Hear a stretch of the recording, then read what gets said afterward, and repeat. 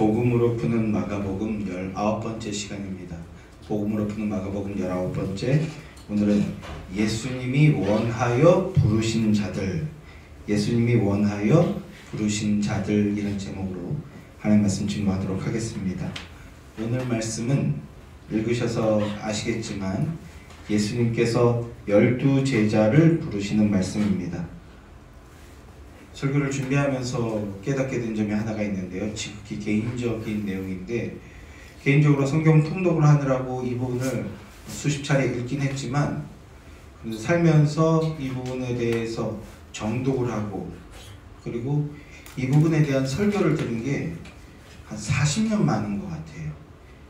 초등학교, 주일학교 다닐 때 그때 12제자 이름 외우게 하고 이런 설교들을 들은 기억은 있는데, 그 뒤에 예배 때 이걸 들은 기억이 거의 없다시피 합니다.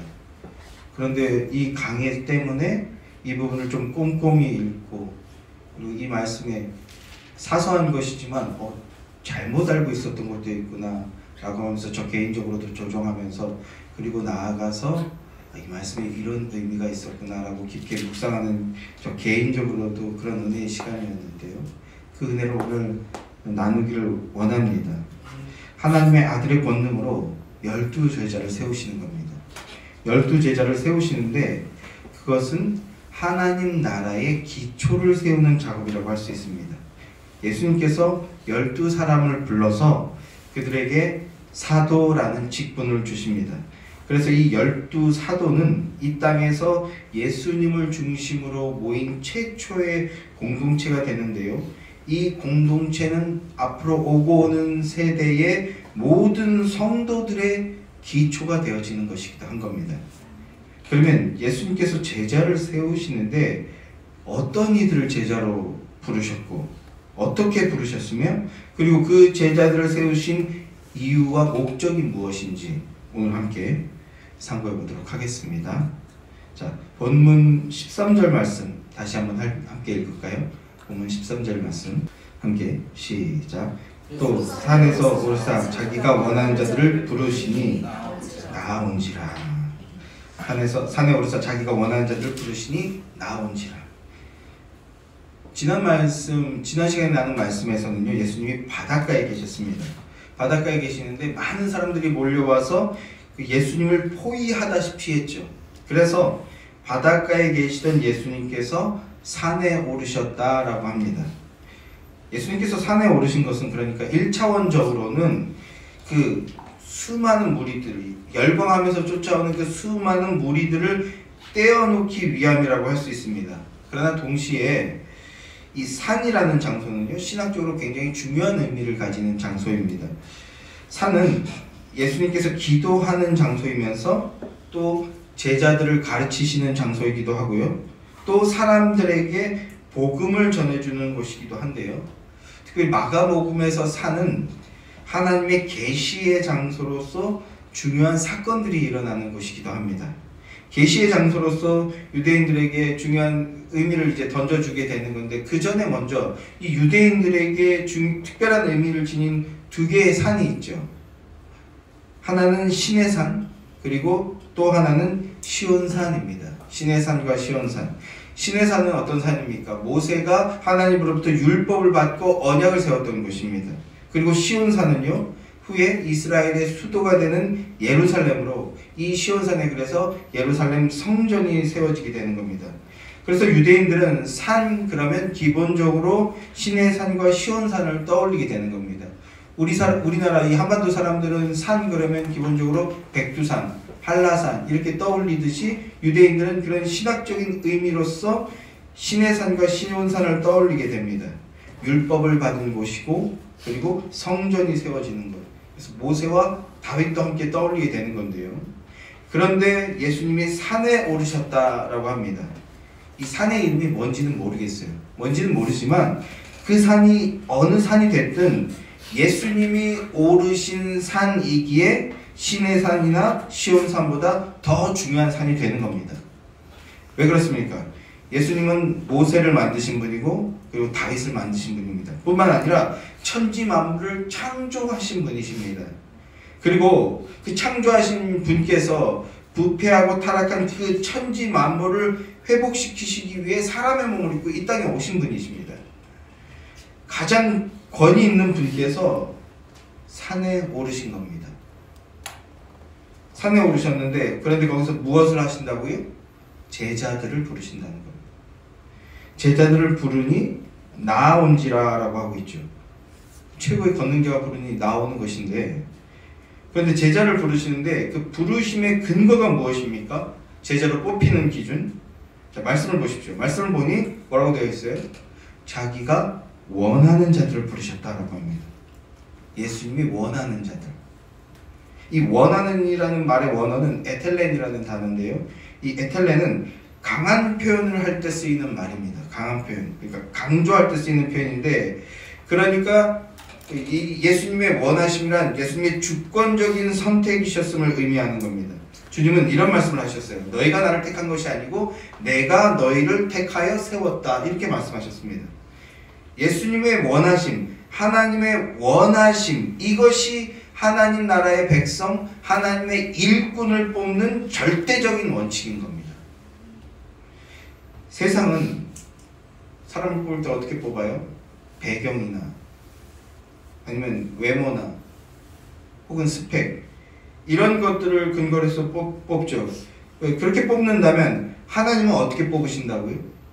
당신이 원하는 자들을 불러서 세워서 당신의 뜻을 이 땅에서 이루어 나가게 하신다는 겁니다. 구약에서 하나님은 자기가 원하는 자들을 선지자나 사사로 불러서 세우셨습니다. 거기에 무슨 혈통이나 스펙이나 인물됨, 탁월성, 이런 기준은 없습니다. 오히려 세상적인 눈으로 본다면 오히려 그 반대의 경우죠. 미련하고 어리석어 보이는 자들이 주님의 일꾼으로 뽑혀서 주님의 권능을 나타내는 그런 일들을 보았습니다. 신약에서는요, 예수님도 당신이 원하는 자들을 불러 세우시는 겁니다. 그리고 이 원칙은요, 이어지는 오늘날의 우리에게까지 이어지는 원칙이 되는 겁니다. 우리가 오늘 교회에 온 것, 우리가 그리스도인 된 것, 이것은 우리의 선택이 아닙니다. 가장 먼저 그 전에 먼저 예수님의 부르심이 있었기 때문에 되어진 것이라는 겁니다. 그 부르심을 입고 오지 않은 사람이 이 자리에 있을 수 있긴 있어요. 그 사람은 왜 왔습니까? 자기의 무슨 개인적인 사리사욕 채우려고 온 사람일 겁니다. 그게 아니라 예수님을 만나기 위해서 온 자라면 그건요, 예수님의 부르심이 있었기 때문이라는 겁니다. 예수님의 부르심이 있었다면요, 그것은 우리를 향한 예수님의 원하심이 있었다는 뜻입니다. 그 주님의 원하심에 저와 여러분이 속했다는 겁니다. 그 놀라운 은혜에 감사를 고백하고 더욱 힘써 예배하게 되는 저와 여러분 되기를 주님의 이름으로 간절히 축원합니다. 자, 계속해서 14절, 15절 말씀 한번 읽어보겠습니다.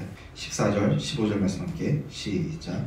이에 12를 세우셨으니 이는 자기와 함께 있게 하시고 또 보내사 전도도 하며 귀신을 내쫓는 권능도 가지게 하려 하심이로라. 예수님께서 자신에게 나온 12를 제자로 세우셨습니다. 12명만 제자가 있었던 것이 아니고 70명, 나중에 500명까지 이제 공적으로 제자가 드러나게 되지만, 그러나 공식적인 제자로서 지금 12를 세우시는 건데요. 자, 여기서 세우셨으니 라는 말은 만들었다라고도 번역이 되는 표현입니다. 만들었다. 그러니까 창세기 1장 1절에서 하나님이 천지를 창조하셨다라는 말과 같은 의미, 같은 표현인 겁니다. 예수님께서 자기의 원하심을 따라 12명을 제자로 세우셨는데요. 그런데 왜 12명일까요? 왜 12명을 세우셨을까요? 이 12이라는 숫자, 이 12이라는 숫자를 딱 들으시면 가장 먼저 뭐가 떠오르십니까? 12지파를 떠올리게 되죠. 구약의 12지파. 그러니까 예수님께서 12제자를 세우신 것은요, 이 이스라엘의 12지파를 성취하시는 거라는 겁니다. 이스라엘의 12지파를 이어서 성취하시는데, 그럼으로써 새로운 시대, 복음의 시대, 은혜의 시대, 새 언약의 시대가 개막되는 것을 보여주는 장치라고 할 수 있는 겁니다. 그런데 한 가지 여기서 우리가 주의해야 될 것은요, 새로운 시대의 개막이라고 해서 이제 구약의 시대는 종료가 됐고 단절이 되었다 이렇게 생각하는 사람들이 있어요. 이걸 세대주의자라고 하는데 그런 의미가 아니라는 것입니다. 구약이 종료되고 신약이 새로운 시작이 되었다가 아니라 완성이 된다라는 그런 개념으로 보셔야 됩니다. 이것은 그 구약 때 예언, 모형, 그림자로 주셨던 것들이 실체를 통해서 성취되어지는 것을 보여주는 것입니다. 그러니까 구약교회와 신약교회의 일관성, 지속성, 통일성을 보여주기 위해서 열둘이 세워졌다라는 것도 기억하시기 바래요. 자, 그래서 오늘 이 내용을 좀 더 서성히 살펴보고자 하는데 그 전에 먼저 12 제자에 대해서 한번 살펴보겠습니다. 본문을 보면 주님이 원하셔서 부르신 자들의 명단이 하나하나 나오고 있죠. 16절부터 19절까지 말씀도 다시 한번 함께 읽어보겠습니다. 16절부터 19절까지 말씀 함께 시작.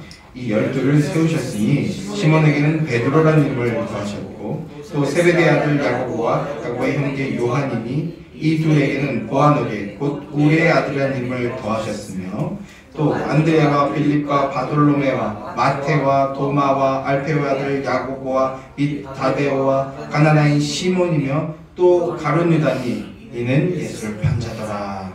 자, 제자 명단이 지금 쫙 기술이 되어 있는데 제일 먼저 등장하는 것이 누굽니까? 역시 베드로죠. 베드로. 주님께서 안드레의 형제인 시몬의 이름을 베드로라고 지어주셨습니다. 이 베드로라는 이름은 바위 또는 반석이라고 번역이 되는 단어인데요. 바위, 반석. 복음서를 보면 이 베드로가 예수님께 위대한 신앙 고백을 하죠. 주는 그리스도시요 살아계신 하나님의 아들이십니다. 이렇게 위대한 신앙 고백을 합니다. 그러니까 예수님께서 그 신앙 고백을 들으시고 바요나 시몬아 네가 복되다. 근데 이걸 네게 알게 하신 것은 너의 혈육이 아니고 하늘에 계신 내 아버지시다. 이렇게 말씀하십니다. 이렇게 칭찬하시면서 그러시군 뭐라고 또 이야기하십니까? 이 반석 위에 내가 교회를 세우겠다. 이렇게 말씀하십니다. 반석 위에 교회를 세우겠다. 이렇게 말씀하세요. 그런데 이제 기독교의 역사가 이어지면서 문제가 발생합니다. 어떤 문제냐면 이 말씀을 문자 그대로 해석한 로마 카톨릭은 그래서 베드로가 반석이니까 반석 위에 교회를 세운다고 하셨으니까 이 베드로가 교회의 일대 교황이다 이렇게 주장을 하는 겁니다. 베드로가 일대 교황이고 이어서 지금 한 300 몇 대 되는가요? 교황이다. 그러므로 우리는 제자와 동급이고 하나님과 동급이 되는 거다. 뭐 이런 식의 논리를 펴게 되는 그 근거로 이 구절을 사용하는데 그러나 예수님께서 말씀하신 교회의 기초가 되는 반석은요 베드로를 말하는 게 아닙니다. 베드로의 이름의 뜻이 반석이긴 하지만 베드로가 아닙니다. 교회의 기초, 교회의 반석은 누구십니까? 예수 그리스도십니다. 예수 그리스도.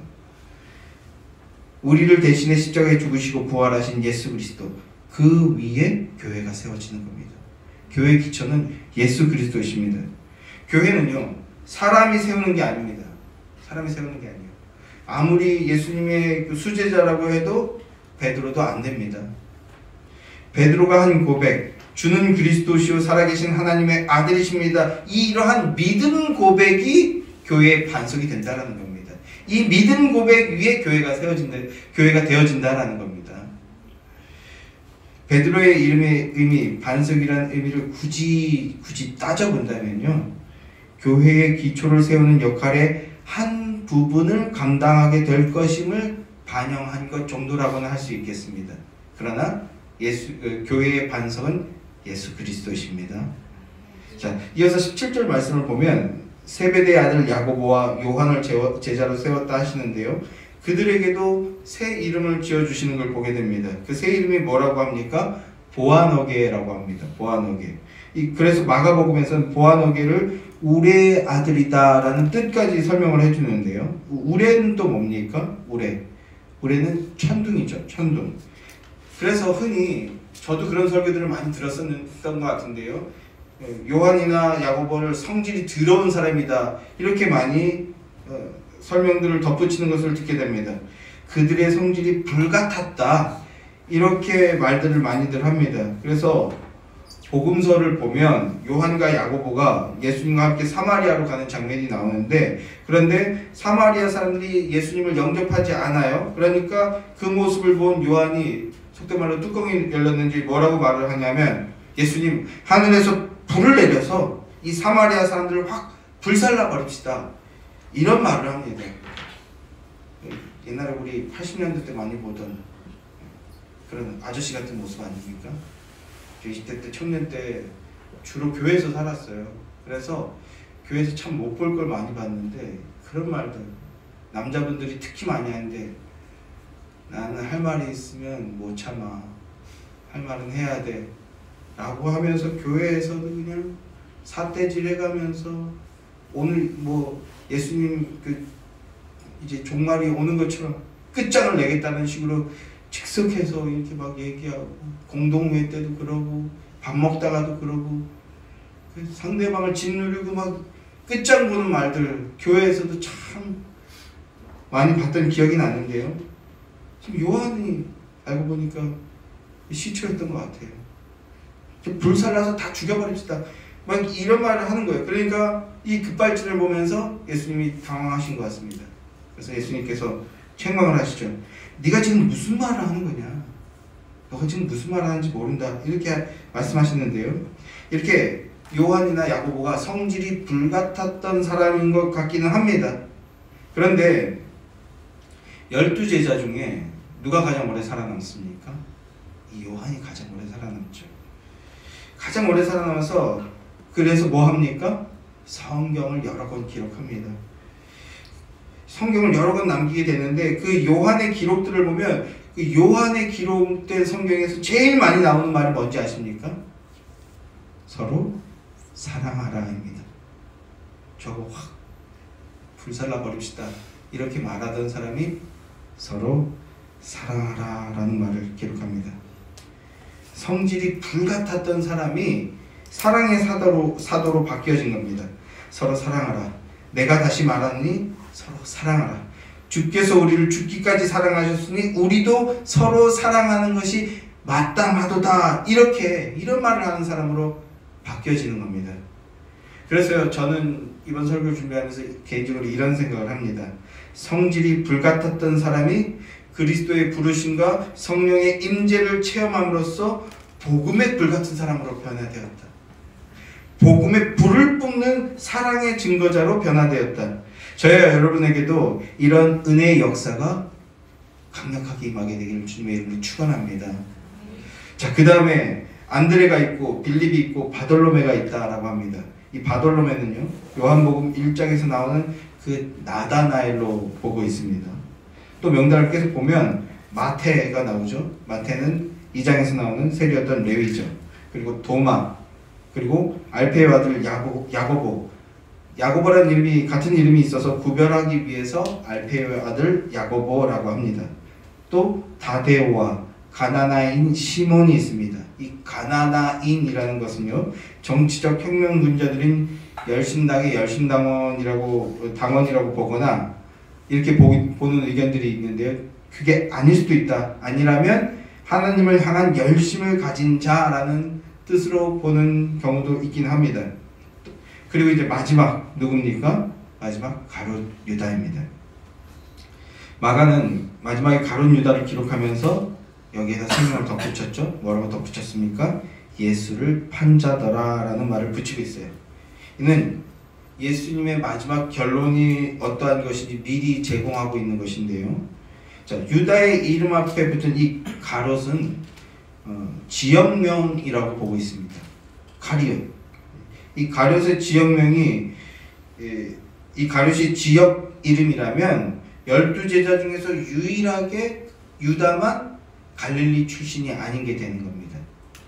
그러니까 나머지 제자들은 갈릴리 출신, 시골 출신인데 이 유다만 시골 출신이 아니라 도회지, 잘 살던 곳, 그런 데서 출생한 사람이라는 의미가 되고요. 그건 개인적인 능력이나 어떤 배경들이 출중한 사람이었을 것이라는 의미가 됩니다. 실제로도 이 유다가 제자단의 회개를 맡게 되죠. 그렇게 능력이 출중한 사람이었지만 그런데 그 끝은 어떠합니까? 그리스도인 예수를 한 사람이라는 겁니다.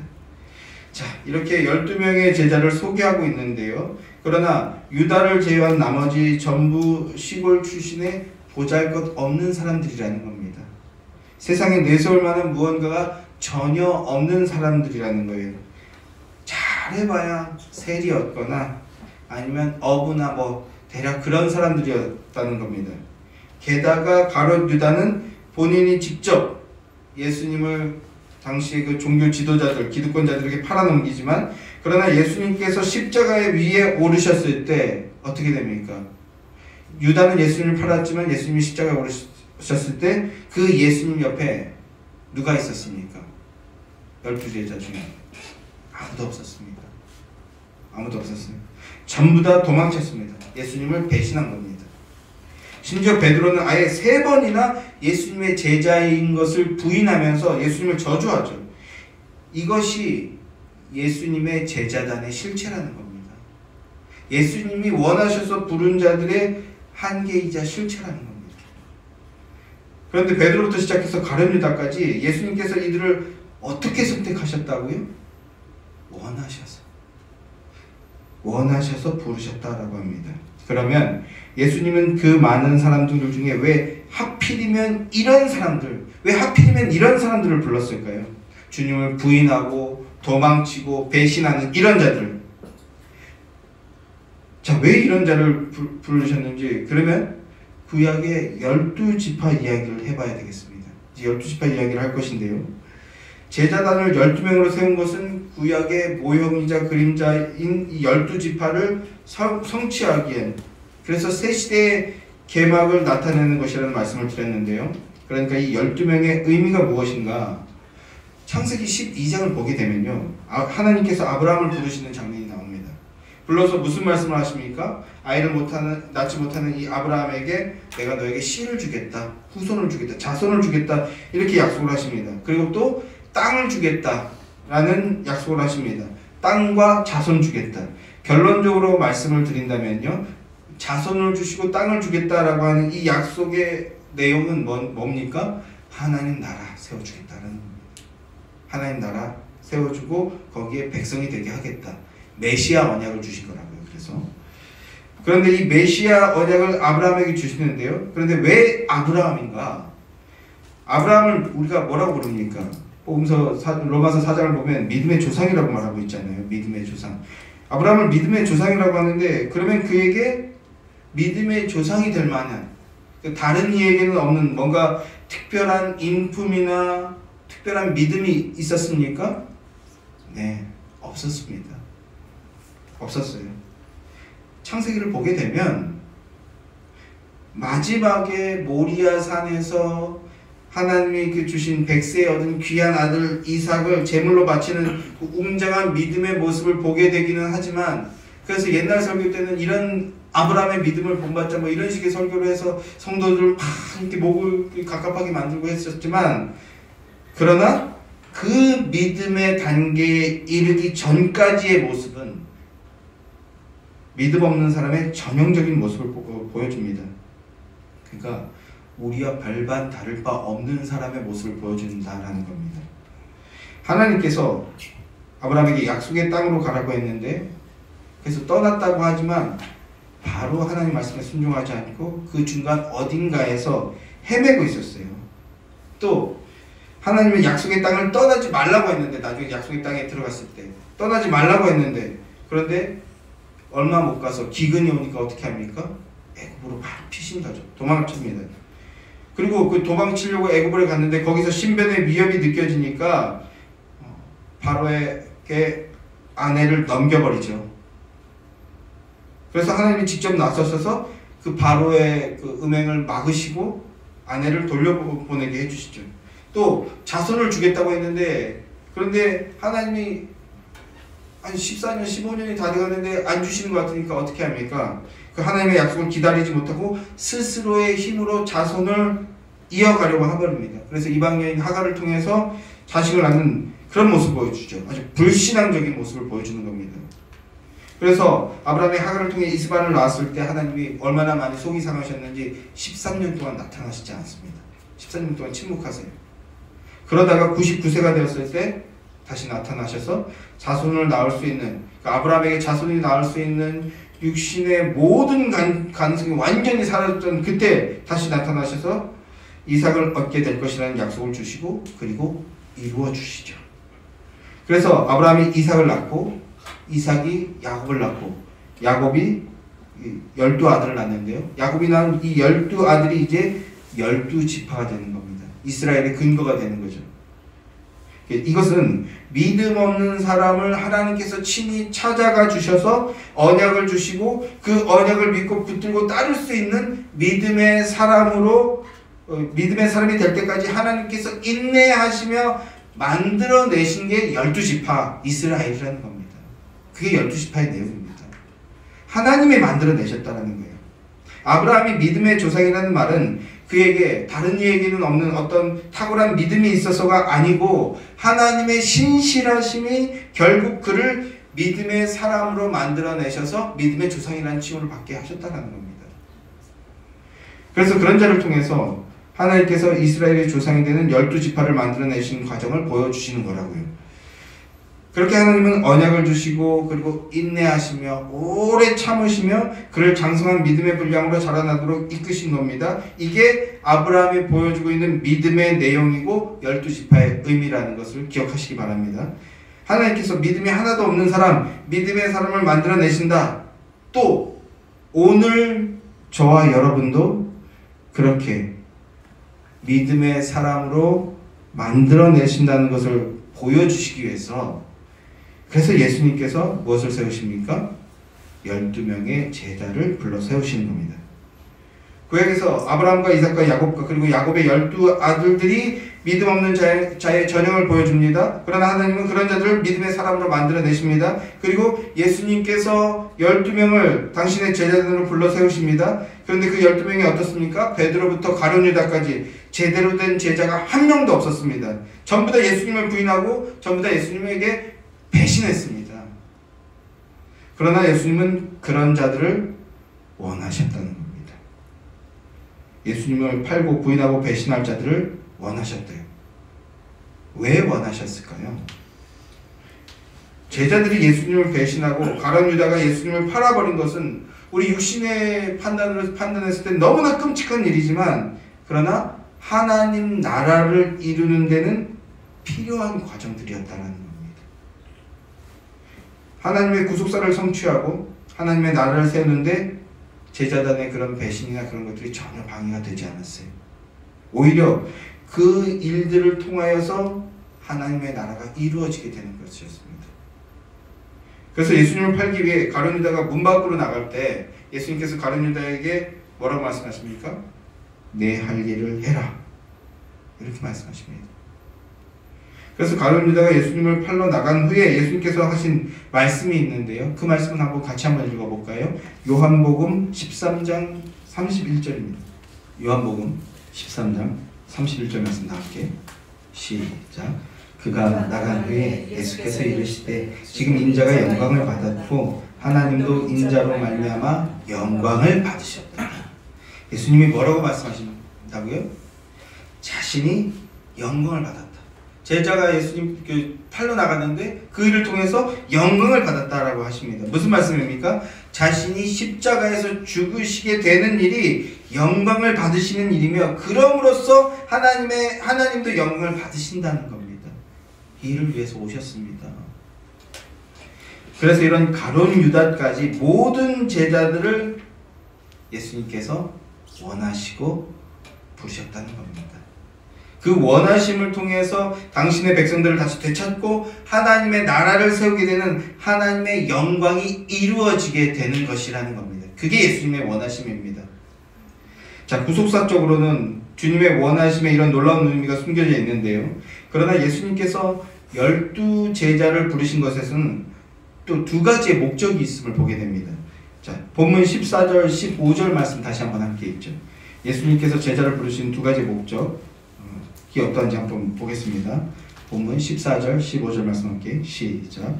이에 열두를 세우셨으니 이는 자기와 함께 있게 하시고 또 보내사 전도도 하며 귀신을 내쫓는 권능도 가지게 하려 하심이로라. 자, 제자 부르심의 목적이 뭐라고요? 첫째는 함께 있게 하시는 것입니다. 함께 있게 하시는 것, 임마누엘이라고 하죠. 그리고 두 번째는요, 보내시는 것입니다. 아포스텔로, 보내시는 것. 보내신다는 것은요, 사명을 준다는 겁니다. 임무를 준다는 거예요. 원어로 아포스텔로라고 하는데요, 여기서 이 아포스텔로에서 아포스톨로스라는 단어가 파생이 되죠. 아포스톨로스가 뭡니까? 사도라는 단어입니다. 사도, 보냄을 받은 자, 사도. 그래서 12사도가 되는데, 그런데 본문을 보면 이 보내심에는 두 가지 미션이 함의되어 있습니다. 첫째는 전도하는 것입니다. 전도하는 것. 그리고 둘째가 귀신을 쫓아내는 것입니다. 이 일을 하라고 보내신다는 겁니다. 그래서 제자를 부르시는 목적을 세분화하게 되면 세 가지로 나눌 수가 있습니다. 첫째는 함께 하시기 위함, 둘째는 전도하는 것, 그리고 세 번째가 귀신을 내쫓는 것입니다. 예수님께서 12제자를 부르시는 목적, 자기와 함께 하기 위해서 가장 큰 목적은 이것입니다. 당신과 함께 있게 하시기 위한 것, 함께 있음, 임마누엘, 주님 안에 거하며 주님과 교제하게 되는 것을 말하는 겁니다. 주님 안에 거하며 주님 안에 교제하는 것, 이것을 이루는 사람을 제자라고 하는 겁니다. 그런데 사도행전에 가면 이 제자를 뭐라고 부른다고요? 성도라고 부른다고요. 성도. 그러니까 제자됨과 제자훈련은 예수 생명 안에 거하며 예수 백성으로 살아가는 참 기쁨과 능력을 깨닫게 하기 위함이라는 겁니다. 그래서 이 예수님과의 교제, 예수님과 함께함을 얻고 누리기 위해서 필요한 것이 무엇입니까? 이어지는 이 미션들, 바로 전도, 그리고 귀신 쫓기가 바로 그것입니다. 예수님과 함께하게 하기 위해서. 그런데 여기서 전도와 귀신 쫓아내는 것을 또 두 가지로 나눠서 서로 다른 것이다, 각각의 기능으로 오해하는 분들이 있어요. 그렇게 주장하는 분들이 있는데, 대부분은 이제 좀 미신적인 형태를 가진 사람들이 그렇게 되는데, 그렇지가 않습니다. 전도는 예수님을 증언하는 게 전도죠. 우리가 한국 교회 같은 경우에는 언어가 좀 발달이 안 돼서 나가서 우리 교회에 오세요 하는 것도 전도라고 말하는데, 넓게 봤을 때는 전도라고 말할 수 있죠. 그러나 엄밀히 구체적으로 따지자면 그건 홍보입니다. 홍보. 노방 홍보. 나가서 우리 예수의 교회에서 왔습니다. 우리 예수의 교회 여기 있습니다. 우리 예수의 교회는 복음을 증언하고 복음으로 예배하는 곳입니다. 이렇게 하는 건 엄밀히 따지면 홍보지만 넓게 봤을 때 전도라고 할 수 있는데, 그런데 성경이 말씀하고 있는 이 전도는 뭐라고요? 예수님을 증언하는 것입니다. 예수님을 증언하는 것. 예수님이 하나님이신 것과 하나님이신 예수님이 사람의 몸을 입고 오셔서 인간의 죄를 대신하여 십자가에 죽으심으로 인류를 구원하셨다는 십자가 복음을 증언하는 것이 전도하는 것입니다. 주님의 12제자와 그리고 주의 교회가 부르심을 받은 것은 바로 이 일을 위해서입니다. 이 일을 하라고, 십자가 복음을 증언하는 것, 그 전도하라고 우리가 부름을 받았다라는 것입니다. 우리 예수의 교회도요, 굳이 이렇게 어려운 개척의 길을 가는 이유가 뭡니까? 예수의 교회가 굳이 개척교회로서 이렇게 사역해 나가는 가장 크고 첫째 되는 목적이 바로 이것입니다. 이것, 복음을 증언하는 것, 전도하는 겁니다. 예수님이 제자를 세우시고 보내시는 목적이 바로 이것인데, 그런데 그 전도가 뭐냐면 바로 귀신 쫓는 길입니다. 예수 그리스도 전도하는 게 귀신을 쫓아내는 길입니다. 지난 시간에 귀신 들림에 대해서 설명을 드린 적이 있었습니다. 그런데 성경이 말씀하는 귀신 들림이 무엇인지 오늘 좀 다시 한번 조금 더 구체적으로 다시 한번 정리해 보려고 합니다. 에베소서 2장으로 한번 가보겠습니다. 에베소서 2장 1절부터 3절까지 말씀입니다. 자, 다 함께 시작. 그는 허물과 죄로 죽었던 너희를 살리셨도다. 그때 너희는 그 가운데서 행하여 이 세상 풍조를 따르고 공중의 권세 잡은 자를 따랐으니 곧 지금 불순종의 아들들 가운데서 역사하는 영이라. 전에는 우리도 다 그 가운데서 우리 육체의 욕심을 따라 지내며 육체와 마음에 원하는 것을 하여 다른 이들과 같이 본질상 진노의 자녀이었더라. 예전에는요, 우리 한국 사회가, 저도 어렸을 때 좀 약간 그런 기억이, 직접 봤던 기억이 있는데, 어떤 사람이, 이거 오늘 그것도 요즘 표현인데, 정신병적 증세를 보이면, 그러니까 미친 행동하면요, 예전에는 그 사람이 귀신 들린 거다 이렇게 여기던 시절이 있었습니다. 심지어 간질도 귀신 들린 거다. 그래서 막 기도하고 막 안찰 기도하고, 아니면 무당 같은 사람들 불러서 굿하고 그랬던 게 그렇게 오래되지 않은 예전의 모습인데요. 그런데 이제 오늘날 뇌과학이 발달하면서 그건 호르몬의 그 비정상적인 분배로 인한 문제인 것이다, 이렇게 의학적으로 그렇게 보는 건전한 문화가 생겼습니다. 그래서 이제 좀 이상한 미친 짓 하는 사람을 보고 귀신 들렸다 이런 말은 하지 않게 되었는데요. 그런데도 여전히 그 문화나 매체 같은 것들을 보게 되면 퇴마의식하는 거, 영화를 봐도 이런 게 아직도 아주 고정적인 어떤 것들 중에 하나죠. 퇴마의식이나 무당의 굿 같은 것들을 여전히 많은 사람들이 관심을 가지는 것들을 보게 됩니다. 그런데 성경은 뭐라고 말씀하고 있습니까? 그는 허물과 죄로 죽었던 너희를 살리셨도다 라고 합니다. 허물과 죄로 죽은 상태가 뭡니까? 죄와 사망의 왕노릇하는 자, 이 세상의 물질과 문화 같은 것을 통해 다스리는 공중권세 잡은 자, 이 공중권세 잡은 자에게 장악당한 존재들이 바로 뭐라는 겁니까? 귀신 들린 자라는 겁니다. 이해되십니까? 세상 문화에 휩쓸려서 그거 이제 기뻐하며 끌려가거나 아니면 두려워하며 끌려가거나, 그래서 하나님을 부인하고 부정하고 대항하는 자들, 이게 바로 성경이 말하는 귀신 들린 자입니다. 그 모습이 어떠하다고 합니까? 그때 너희는 그 가운데 공중권세 잡은 자 아래에서 행하여 이 세상 풍조를 따랐고 라고 하고죠. 이 세상 풍조를 따랐다. 그러니까 귀신 들린 자란 이 세상 풍조에 오염되고 중독되어서 맹목적으로 따르는 자가 성경이 말씀하는 귀신 들린 자라는 겁니다. 시대의 풍조 뭡니까? 세상의 가치를 최고의 것으로 여기며, 그래서 내 만족, 내 풍요, 내 영광만을 위해서 살아가는 자. 그래서 심지어 그것을 위해서 예수를 버리거나 아니면 예수의 이름까지 이용하는 자, 그게 바로 귀신 들린 자입니다. 세상의 풍조를 따르는 모습이 어떻게 드러난다고 하고 있습니까? 어떻게 드러납니까? 남보다 못나면 안 된다, 이거예요. 세상 사람들의 모습을 보면 남보다 못나지 않고자 하는 거, 남보다 조금이라도 높고자 하는 거, 또 남보다 좀 더 높으면 어떻게 합니까? 이런 표현 쓰나요? 속된 좀 비속어인가요? 훅가시가 들어떨어져 어깨에 탁 들어가서 남 깔보는 행동하고 깔아내리는 행동하고, 이게 세상 풍조가 아닙니다. 성도는 그 세상 풍조에 오염되지 않는 자들을 말하는 거죠.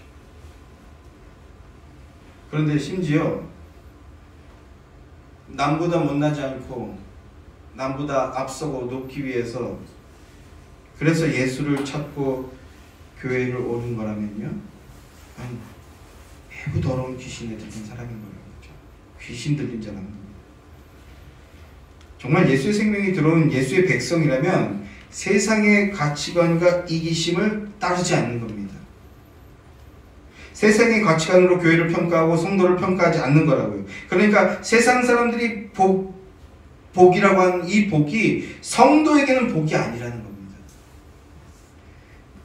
그리고 세상 사람들이 말하는 고난과 저주를 다 받은 사람이라고 할지라도, 그래서 세상은 저주받았다 막 이렇게 말할지라도, 도리어 그 일 때문에, 그것 때문에 회개하게 되고 주님께 돌아오게 되고, 그래서 예수를 구주로 믿게 된다면요, 그것이 진짜 복이라는 겁니다. 제가 목사잖아요. 근데 요즘 제가 제일 비리비리하지 않습니까? 전에도 말씀드렸는데 한 2주 정도는 기도를 한 번도 안 했어요. 예수님을 찾지도 않았어요. 그런데 그렇게 몸의 연약함을 경험하니까 내가 나를 의지하고 있는 부분들을 스스로 폭로하게 돼요. 그리고 그것이 아니라 그리스도, 예수만 의지해야 되는데 그러지 않았구나라는 저의 교만함과 저의 어리석음을 깨닫게 됐다. 그래서 지금은 얼마나 많이 기도를 하는지 몰라요. 아주 사소한 순간순간마다 뭐 한 겁니까? 뭐 된 겁니까? 복 받은 겁니다. 복 받은 거예요. 그리고 이것이 진짜 복이라고 여기는 게 바로 뭐라고요? 성도라고요. 성도. 집안에 우한 든 사람 보고 교회 빠지면 저렇게 된다. 그러니까 저렇게 되지 않게 교회 잘 나가자. 귀신 들린 거라고요. 자녀가 회사에서 잘 안 된 거, 뭐 잘린 거 보고 쟤처럼 저렇게 되면 안 된다. 그러니까 교회 나가자. 뭐라고요? 귀신 들린 거. 그러나 성도는 그러한 일들 속에서도 예수 그리스도를 붙드는 것, 이게 진짜 복이라는 것을 깨달은 자들이라는 것입니다. 여러분이 그런 복된 자들이길 주님의 이름으로 축원합니다. 예수 생명이 임한 성도만이 내놓을 수 있는 진짜 감사는요, 나 같은 죄인이 예수 그리스도의 십자가 보혈로 죄 사함을 얻고 영원한 생명을 얻어서 이 땅의 만족과 영광이 아닌 영원한 나라의 기쁨과 소망을 얻고 누리게 되었습니다. 이것이 진짜 감사라고요. 이것이 성도만이 내어놓을 수 있는 감사라는 겁니다. 그런데 지금 불순종의 아들들 가운데서 역사하는 그 영이 교회를 장악하고 성도를 지배하고 있다면요, 그런 상태라면 교회가 뭘 감사합니까? 세상의 높은 자리에 얻게 된 것 감사합니다. 그리고 그런 감사를 할 수 있기 위해서 더 노력하고 더 헌신해라, 이런 말 합니다. 고지에 오른 성도가 하나님께 영광을 돌리는 거니까 고지를 장악해라, 이런 말 하고 있다고요. 이런 감사를 얻고 누리기 위해 교회 나오고 기도하고 헌신하고 헌금하고 또 막 뭐 하는 거라면 그게 뭐라고요? 그게 귀신 들린 거라고요. 그런데 예수님 믿기 전에는 우리도 다 그 가운데 따랐다고 합니다. 뭘 따랐어요? 3절 말씀을 보면 전에는 우리도 다 그 가운데에서 우리 육체의 욕심을 따라 지내며 육체와 마음에 원하는 것을 하여 다른 이들과 같이 본질상 진노의 자녀이었다, 이렇게 말하고 있죠. 세상 가치관, 세상 문화가 세상의 복을 기준으로 여기며 그것을 소망하며 따르는 것, 이게 세상 풍조입니다. 그런데 예수님께서 전도하며 귀신을 내쫓아 주셨습니다. 그리고 이제 12제자를 부르셔서 그들과 함께 하시며 훈련시키시고 그리고 보내셔서 예수님을 따라 전도하게 함으로 귀신을 쫓아내라고 하십니다. 이것이 바로 제자로 세워진 목적이요, 제자에게 주어진 사명인 겁니다. 성도에게 주어진, 성도를 세운 목적이요, 성도로 주어진 사명이라는 것입니다. 우리까지라고요. 우리까지. 진짜 복음을 증언하면 결국 귀신이 쫓겨나가게 됩니다.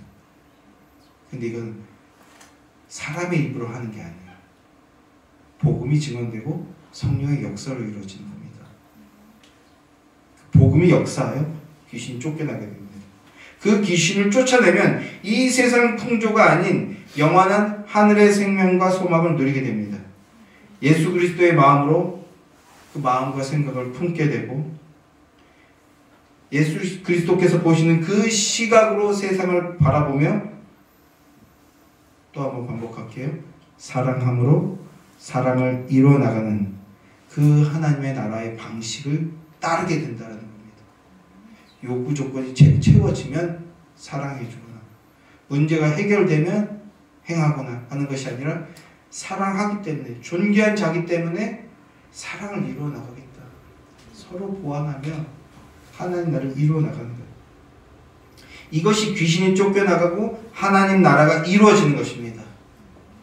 사랑하는 성도 여러분, 이게 예수 믿는 것입니다. 이 놀라운 생명의 은혜의 역사가 오늘 우리 안에 충만하게 임하게 되기를 주님의 이름으로 축원합니다. 예수님께서 제자를 부르시고 그들을 보내 전도하게 하신 것은 귀신 들린 자, 공중권세 잡은 자 아래에 있는 자들에게 복음을 전함으로써 그들이 회개하게 되므로 예수 그리스도 안에서 예수 그리스도와 함께 있게 하시는 것입니다. 이것이 제자 세움의 목적입니다. 주님의 목적에 충성함으로, 그리고 주님의 은혜의 역사를 충만히 받음으로 임마누엘, 하나님이 우리와 함께 하시는 그 생명의 은혜를 충만히 누리는 복된 자들이 되시기를 주님의 이름으로 축원합니다.